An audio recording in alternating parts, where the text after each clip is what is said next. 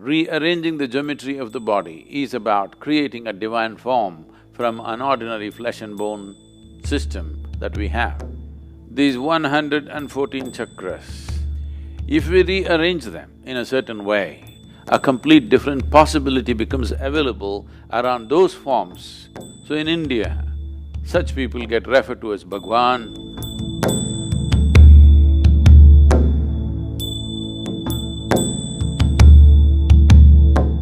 What we refer to as the universe or as cosmos is essentially a complex amalgamation of forms.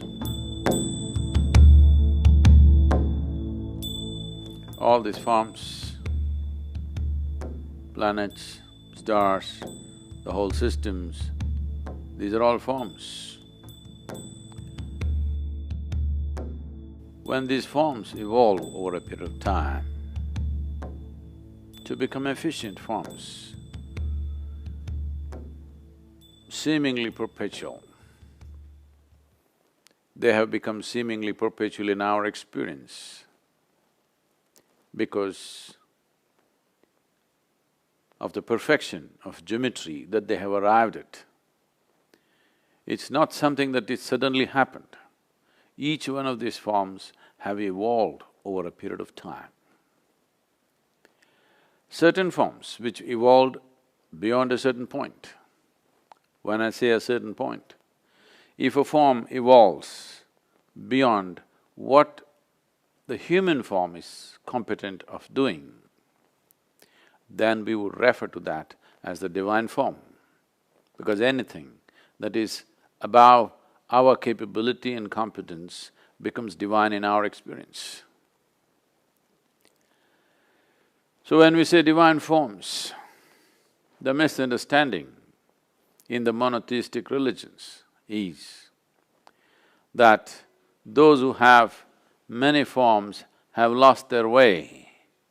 That is, they do not know what divinity is, they have invented too many images. These forms are not invented, they're derived. By observing the nature of the universe, identifying that certain forms are able to perform and exist in a reverberance which is beyond what is normally considered human, then all those forms we identified as divine forms, which are worthy of looking up to. Above all, these are forms we have to learn how to use, how to become accessible to these forms which are more competent forms than our own form. There are natural forms on this planet which can function in a higher intensity than the human form, or we can assemble forms, or we can create forms, a certain combination of forms which will function in a higher way than the way we are right now. In fact, the whole system of yoga is just about arranging or rearranging your own form. These 114 chakras, which are a certain energy forms by themselves, if we rearrange them in a certain way, the same human being who has just flesh and blood, living within the compulsive nature of that dimension of life, can suddenly be transformed into a higher possibility.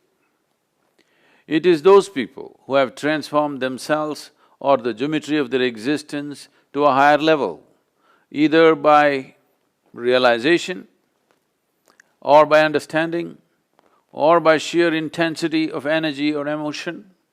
They have transformed themselves into a higher geometric form so that their very presence exudes a completely different dimension of energy, a complete different possibility becomes available around those forms. Then we refer to those forms as divine forms. So in India, such people get referred to as Bhagwan, or there are so many other names which essentially means godlike or divine. The nature of the human body has come with a certain arrangement. There's a whole science which has become a very quasi kind of science these days because of the intuitive sciences have fallen on bad places because general integrity in the society has fallen. People start saying things, guesswork is considered intuition. Otherwise, whenever a child is born, usually in India, they used to call a person who's intuitive, who'd come and observe the geometry of the child's body and would say, this is what is possible in this child's life. Not by looking at the stars, but simply looking at the geometry of the child's body, the energetic geometry of the child's body. Probably most of you have heard about how a certain person predicted Gautama, the Buddha's future. He said he will either become a great emperor or a great saint. So this may, for logical minds, this may look like, oh, this is, come on, this or that. Both sides of the coin, if you say you're bound to be right. No, he's only talking about looking at the intensity of the geometry. He's saying, either in the material world he will achieve great things. Because he's a king's son, he's saying maybe he will become a great emperor. Or because of a certain observation, if such intensity is there in the child, why would he waste his time ruling over people? He would rather embrace them, which is more sensible to do. He would rather transform them, which is more sensible to do. So, he said the intensity is going beyond being an emperor, being a king's son, probably he will become an emperor. But when I look at the intensity of the geometry, maybe he will become a great sage. Well, he turned out the other way around. He was not wrong in that prediction. If he had fallen back in his life for some reason, maybe he would have become a great emperor, a conqueror, maybe he would have conquered many lands and become a great emperor. Great emperors did not happen without so much guile, violence and many things which most people wouldn't want to do in their lives. To be a great emperor, you have to do many things that a whole lot of sensible people will not be willing to do. So Gautama chose the other way around and the prediction was not wrong. The prediction is he is looking at the seed and this can become a great tree. So the geometry of the body, rearranging the geometry of the body is about creating a divine form from an ordinary flesh and bone system that we have. Is something wrong with flesh and bone? Nothing wrong, it comes with its limitations. It's a compulsive form. Is something wrong being compulsive? Nothing wrong if you don't appreciate what it means to be free, nothing wrong being compulsive. Is something wrong being a creature on this planet? Nothing wrong. It is just that if you die without exploring the possibility of being something more, human life does not get fulfilled. Every life, from the smallest to the biggest, is aspiring to become a full-fledged life. Because the human being has come with this possibility, which is quite limitless, because of that, people are trying to fix their ambitions and goals in their life. What is a seamless possibility? People are trying to fix it so that they will feel like achievers. If they pass an examination, they feel great. If they get a job, they feel great. If they earn $1 million, they feel great. Some nonsense like this. This is like among the lame people, you're a champion just because you have 2 legs. Human possibility has come with a seamless possibility. There is no way you or me can fix a goal, if I reach this, I'm done. It's a stupid way to culture one's life. If you arrange your inner geometry properly, this becomes a machine to go very far. How far it goes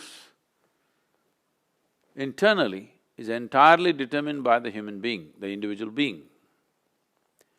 But how far it goes in the world are determined by the times, by the society, the social structures, so many things. You may get knocked down on the way. You may not get crucified, somebody may run you down on Highway 8, you know. So, how far we get in the world are subject to many things.